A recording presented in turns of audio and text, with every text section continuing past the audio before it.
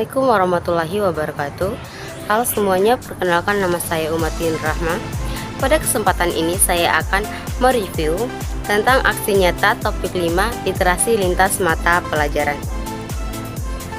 Tapi sebelum kita membahas 3 pertanyaan di aksi nyata, pada kali ini saya akan flashback kembali apa itu literasi. Pertama kali saya mengenal kata literasi, yang ada di benak pikiran saya, literasi itu adalah hanya sebatas membaca.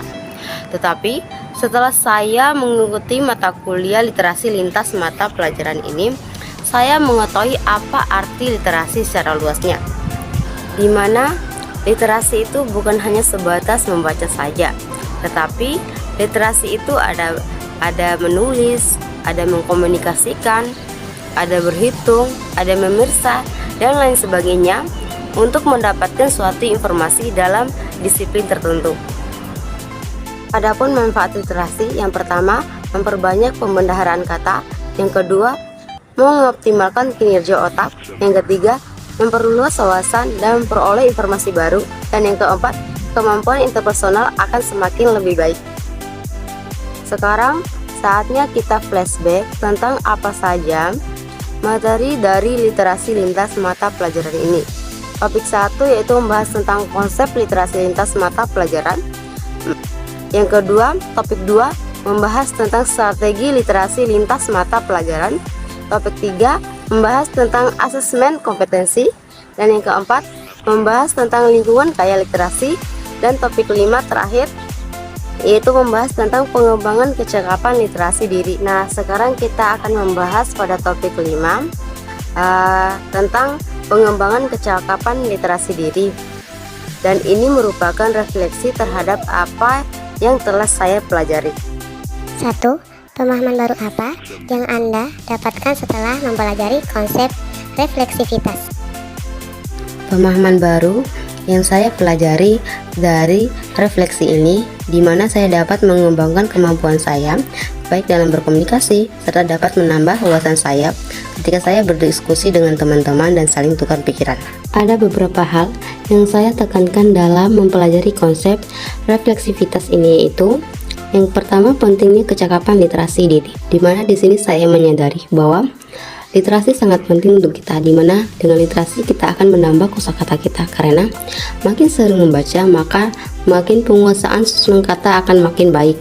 Yang kedua, pengalaman pribadi, di mana dengan pemahaman baru ini saya memiliki pengalaman yang sangat berguna sebagai bekal nanti, di mana kita sebagai calon guru profesional dalam mendidik generasi bangsa setidaknya harus memiliki penyusunan kata yang baik dan teratur. Yang ketiga, literasi dapat melatih kita untuk menghasilkan karya, di mana dengan bertambahnya kosakata kita dari kegiatan membaca buku, otomatis itu dapat membantu kita dalam membuat suatu karya tulis sendiri. 2. Setelah membuat naratif literasi, apakah Anda benar-benar yakin bahwa literasi sangat berpengaruh dan bermanfaat dalam kehidupan Anda? Setelah saya membuat naratif literasi, hal ini sangat berpengaruh, di mana saya dapat memperoleh informasi dari hasil literasi yang saya miliki. Selain itu, saya juga dapat mengembangkan minat dan bakat yang masih tersembunyi dalam diri saya. Karena makin saya membaca, makin saya tahu bahwa sampai saat ini ternyata saya belum tahu apa-apa. 3. Sebagai seorang calon guru, hal apa yang paling ingin Anda lakukan untuk berkontribusi dalam membudayakan literasi di lingkungan Anda?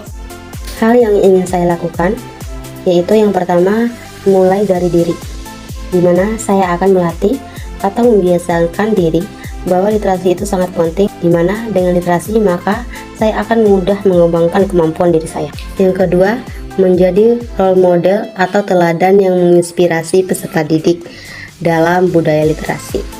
Yang ketiga, mendampingi peserta didik untuk menciptakan lingkungan kaya literasi, baik itu lingkungan fisik, akademis, dan sosial afektif.